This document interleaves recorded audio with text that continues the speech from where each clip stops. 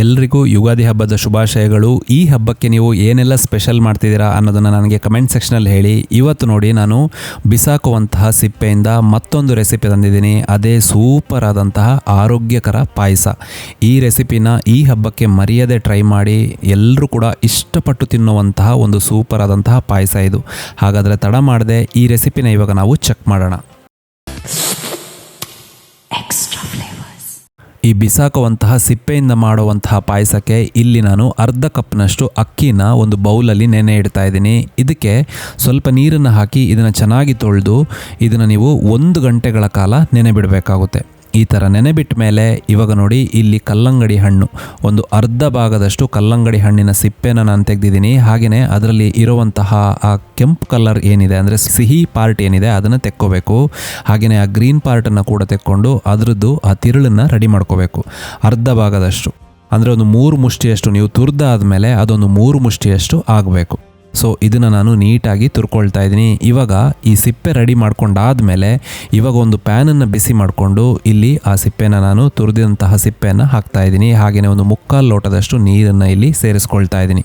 ಈ ನೀರನ್ನು ಸೇರಿಸ್ಕೊಂಡು ಮುಚ್ಚಳನ ಮುಚ್ಚಿ ಇದನ್ನು 5 ರಿಂದ 6 ನಿಮಿಷ ಬೇಯಕ್ಕೆ ಬಿಡಬೇಕು.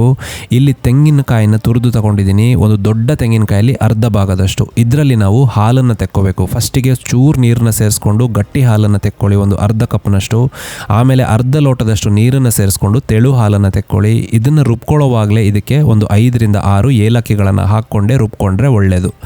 ಇದು ಎಲ್ಲ ರೆಡಿ ಮಾಡ್ಕೊಂಡು ಆದಮೇಲೆ ಇಲ್ಲಿ ಬೆಲ್ಲ ನಾನು ಸುಮಾರು 350 ಗ್ರಾಮ್ನಷ್ಟು ತಗೊಂಡಿದ್ದೀನಿ. ಇದನ್ನು ನೀವು ಬಿಸಿ ಮಾಡಿಕೊಂಡು ನೀರು ಮಾಡಿಕೊಂಡ್ರೆ ಸಾಕು. ಅದರಲ್ಲಿ ಕಲ್ಮಶ ಇದ್ದರೆ ನೀಟಾಗಿ ಸೋಸ್ಕೊಂಡು ತೆಕ್ಕೊಳ್ಳಿ.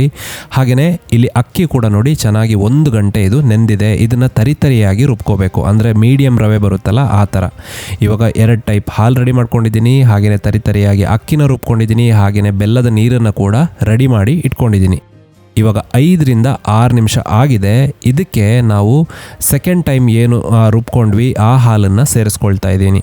ಅಂದರೆ ಅರ್ಧ ಲೋಟ ನೀರನ್ನು ಹಾಕಿ ಸೆಕೆಂಡ್ ಟೈಮ್ ನೀವು ಏನು ತೆಳು ಹಾಲನ್ನು ತೆಗೆದ್ರಿ ಅದನ್ನು ಹಾಕ್ಕೋಬೇಕು. ಅದನ್ನು ಹಾಕ್ಕೊಂಡು ಇದನ್ನು ಚೆನ್ನಾಗಿ ಒಂದು ಸಲ ಮಿಕ್ಸ್ ಮಾಡಿಕೊಂಡು ಇದು 1 ಕುದಿ ಬರೋಕ್ಕೆ ನೀವು ವೆಯ್ಟ್ ಮಾಡಿದರೆ ಸಾಕು. ಇವಾಗ ನೀವು ನೋಡ್ತಾ ಇರ್ಬೋದು 1 ಕುದಿ ಬಂದಿದೆ. ಇದಕ್ಕಿವಾಗ ನಾನು ರುಬ್ಕೊಂಡಂತಹ ಅಕ್ಕಿನ ಹಾಕ್ತಾಯಿದ್ದೀನಿ. ಈ ಅಕ್ಕಿನ ಆ ನೀರು ಜೊತೆನೇ ಹಾಕ್ತಾಯಿದ್ದೀನಿ. ರುಬ್ಕೊಳ್ಳೋವಾಗ ನಾನು ಅರ್ಧ ಲೋಟದಷ್ಟು ನೀರನ್ನು ಇಲ್ಲಿ ಸೇರಿಸ್ಕೊಂಡಿದ್ದೆ. ಹಾಗೆಯೇ ಮೀಡಿಯಮ್ ರವೆ ಥರ ಅದನ್ನು ಒಂದು 5-10 ಸೆಕೆಂಡ್ ಅಷ್ಟೇ ನಾನು ಮಿಕ್ಸಿಯಲ್ಲಿ ರುಬ್ಬಿದ್ದೆ. ಇದಕ್ಕೆ ಮತ್ತೆ ಒಂದು 1/4 ಲೋಟದಷ್ಟು ನೀರನ್ನು ಸೇರಿಸ್ಕೊಂಡು ಇವಾಗ ಕಂಟಿನ್ಯೂಯಸ್ ಆಗಿ ಇದನ್ನು ಮಿಕ್ಸ್ ಮಾಡ್ತಾ ಇರಬೇಕು. ಯಾಕಂದರೆ ಅಕ್ಕಿ ಸ್ವಲ್ಪ ಅದು ಪೌಡರ್ ಆಗಿರೋದ್ರಿಂದ ಬೇಗ ಗಂಟು ಕಟ್ಟುತ್ತೆ. ಅದಕ್ಕೋಸ್ಕರನೇ ನೀವು ಮಿಕ್ಸ್ ಮಾಡ್ತಾನೆ ಇರಬೇಕು. ಪಾಯಸ ಅಂದಮೇಲೆ ಅದಕ್ಕೆ ರುಚಿಗೆ ಒಂದು ಸ್ವಲ್ಪ ಉಪ್ಪನ್ನು ಹಾಕ್ಕೊಳ್ಳೇಬೇಕು. ಒಂದು 3 ಚಿಟಿಕೆಯಷ್ಟು ಉಪ್ಪನ್ನು ಹಾಕ್ಕೊಂಡು ಕಂಟಿನ್ಯೂಸ್ ಆಗಿ ಒಂದು 2 ರಿಂದ 3 ನಿಮಿಷ ಮಿಕ್ಸ್ ಮಾಡ್ತಾನೆ ನೀವು ನೋಡ್ತಾ ಇರ್ಬೋದು ಅದು ಗಟ್ಟಿ ಆಗ್ತಾ ಬರ್ತಾ ಇದೆ.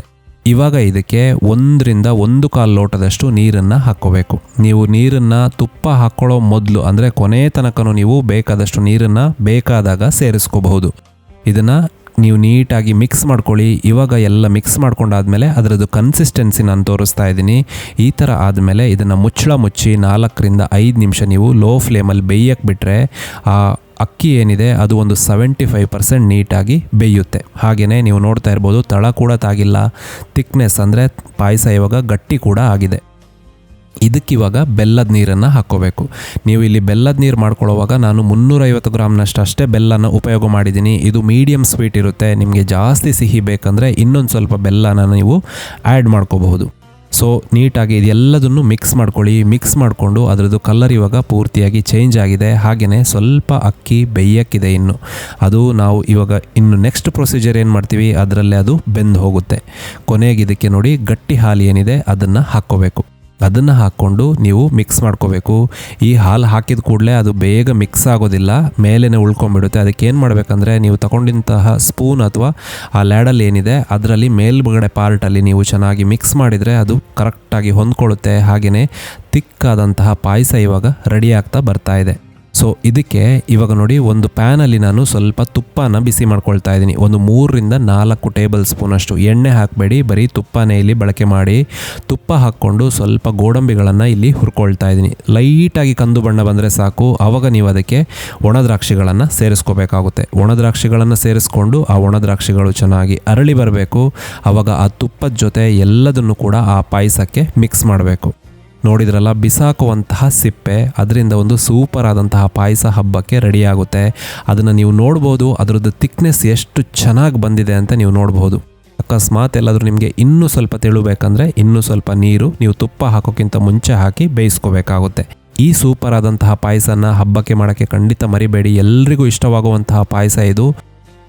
ಸೊ ಈ ರೆಸಿಪಿ ನಿಮಗೆ ಇಷ್ಟ ಆಯಿತು ಅಂದ್ಕೊಳ್ತೀನಿ. ಹಾಗೆಯೇ ನೆಕ್ಸ್ಟ್ ಇನ್ನೊಂದು ರೆಸಿಪಿ ಜೊತೆ ಮತ್ತೆ ನಾನು ನಿಮ್ಮನ್ನು ಭೇಟಿ ಆಗ್ತೀನಿ. ಅಲ್ಲಿ ತನಕ ಟೇಕ್ ಕೇರ್, ಬಾಯ್.